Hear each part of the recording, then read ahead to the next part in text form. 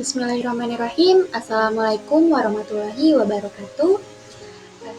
Selamat malam semuanya. Alhamdulillah, puji syukur kehadirat Allah Subhanahu wa Ta'ala atas rahmat dan hidayahnya kita semua dapat berkumpul di Zoom meeting ini dalam keadaan sehat, tidak kurang suatu apapun. Dan tak lupa, salawat serta salam kita aturkan kepada Nabi kita, Nabi besar Muhammad SAW. Atas perjuangan beliau, kita dapat berada di zaman yang terang benderang seperti sekarang ini. Baik, saya akan memperkenalkan diri sebagai moderator pada presentasi kali ini.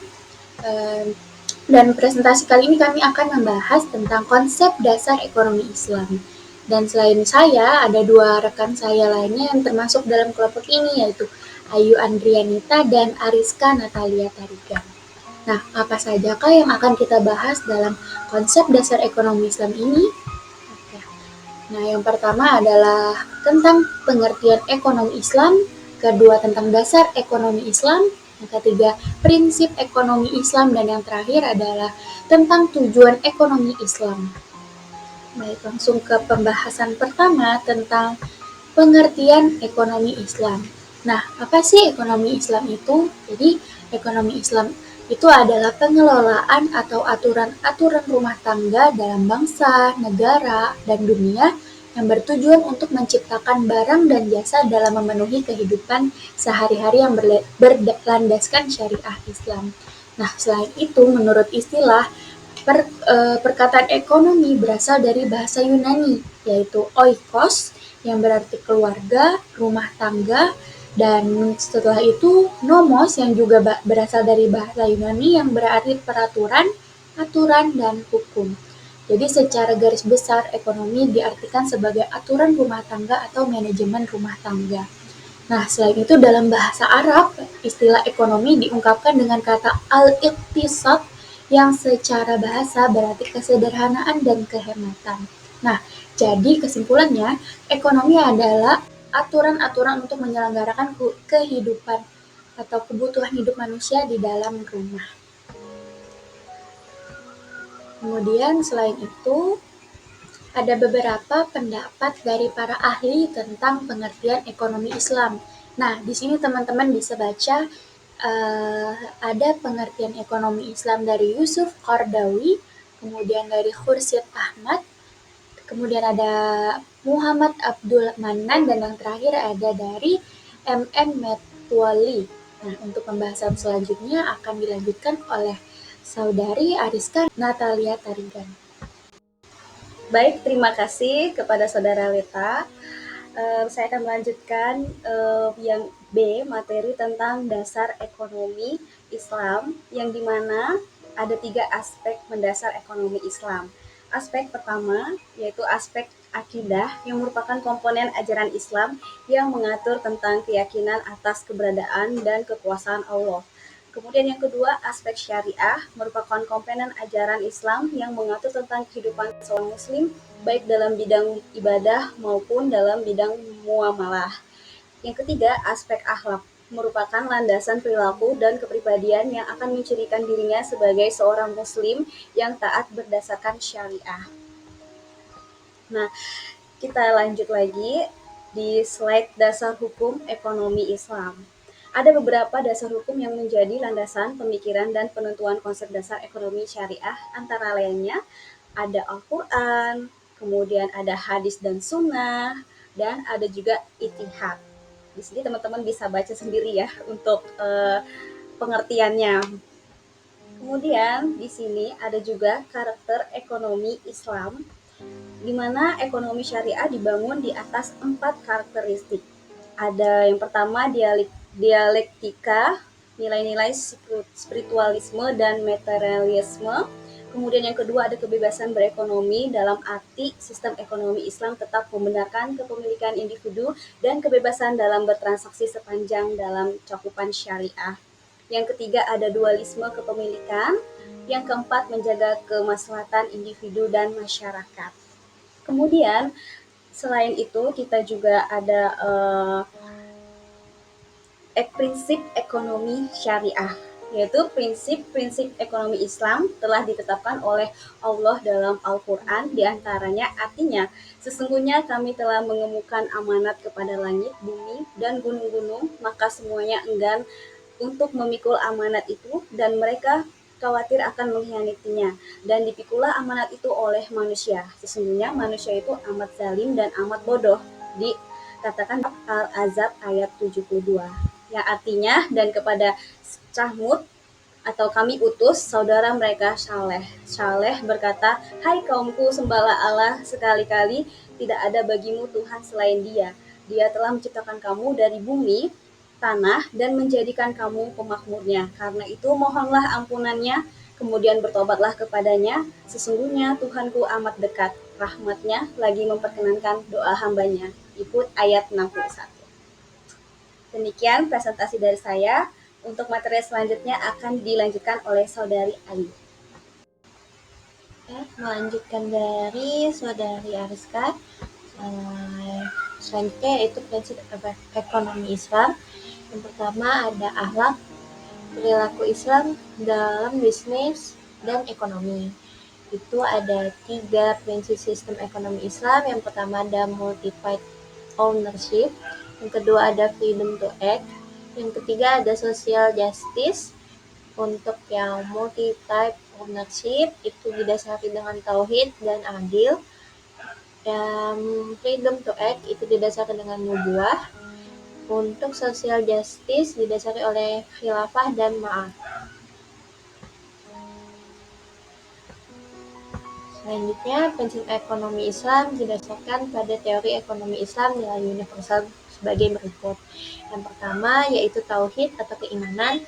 Tauhid merupakan fondasi ajaran Islam. Dengan tauhid, manusia menyaksikan bahwa tiada siapapun selain Allah yang layak disembah, dan tidak ada pemilik langit, bumi, dan isinya, dan sekaligus pemiliknya, termasuk pemilik manusia dan seluruh sumber daya yang ada.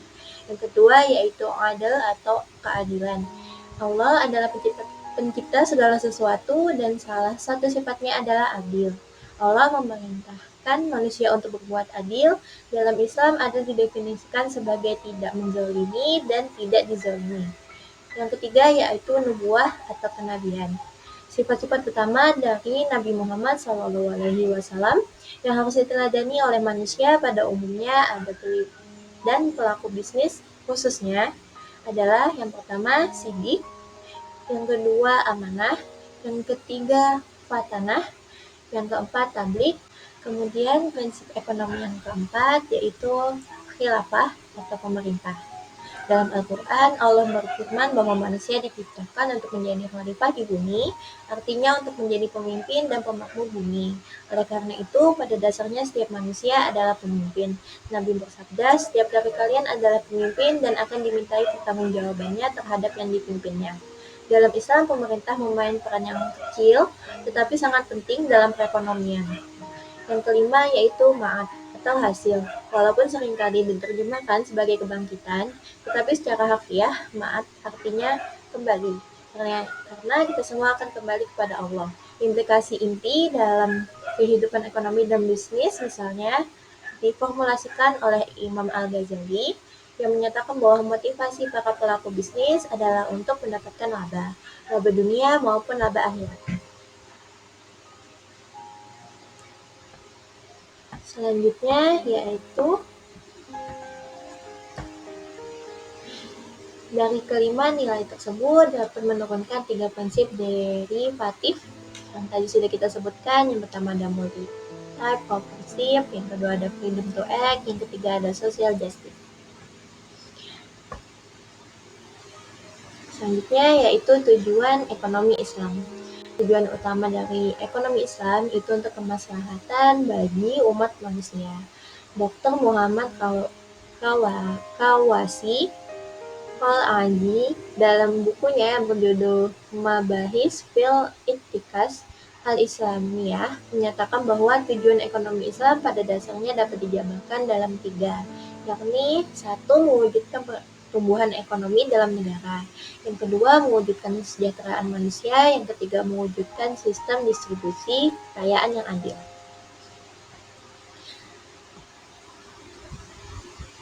Tujuan ekonomi syariah selaras dengan tujuan dari syariat Islam itu tersendiri, yaitu mencapai kebahagiaan dan kesejahteraan di dunia dan di akhirat melalui suatu tata kehidupan yang baik dan terhormat. Tujuan pala yang ingin dicapai oleh ekonomi syariah merupakan aspek mikro maupun makro, mencakup horizon waktu dunia ataupun akhirat. Ada 3 sasaran hukum Islam yang menunjukkan bahwa Islam diturunkan sebagai rahmat bagi seluruh umat manusia oleh Prof. Muhammad Abu Zahra. Yang pertama ada pensucian jiwa agar setiap muslim bisa menjadi sumber kebaikan bagi manusia dan lingkungannya. Yang kedua, tegaknya keadilan dalam masyarakat. Yang ketiga, tercapainya maslahah. Selanjutnya yaitu kesimpulan. Ekonomi Islam adalah pengelola atau aturan-aturan rumah tangga, bangsa, negara, dan dunia, bertujuan untuk menciptakan barang dan jasa dalam memenuhi kehidupan sehari-hari yang berlandaskan syariah Islam. Pada ekonomi Islam, terdapat 3 aspek mendasar ajaran Islam mengenai ekonomi, yaitu aspek akidah, aspek syariah, dan aspek akhlak. Prinsip-prinsip ekonomi Islam membentuk keseluruhan kerangka di atas nilai universal yakni tauhid, adil, nubuwah, khilafah, dan ma'ad. Dari kelima nilai ini dapat menurunkan 3 prinsip yang menjadi ciri-ciri sistem ekonomi Islam yang meliputi multi-type ownership, freedom to act, dan social justice. Tujuan ekonomi Islam dalam maslahah bagi umat manusia, yaitu dengan mengusahakan segala aktivitas demi tercapainya hal-hal yang berakibat pada adanya kesejahteraan bagi manusia. Aktivitas lainnya demi menggapai kemaslahatan adalah dengan menghindarkan diri dari segala hal yang membawa mafsadah atau kerusakan bagi manusia. Sekian presentasi dari kami. Saya kembalikan kepada moderator. Baik, terima kasih untuk Ayu dan Ariska atas materi yang telah disampaikan, dan itulah juga penutup untuk presentasi kita pada kali ini. Kurang lebihnya kami mohon maaf, dan jika ada hal yang ingin ditanyakan, silakan menghubungi kami melalui chat box atau bisa menulis komentar, dan insya Allah kita akan balas komentar tersebut dengan jawaban. Baik, kami akhiri presentasi kami pada kali ini. Wabillahi taufiq walhidayah. Wassalamualaikum warahmatullahi wabarakatuh, dan terima kasih telah mendengarkan.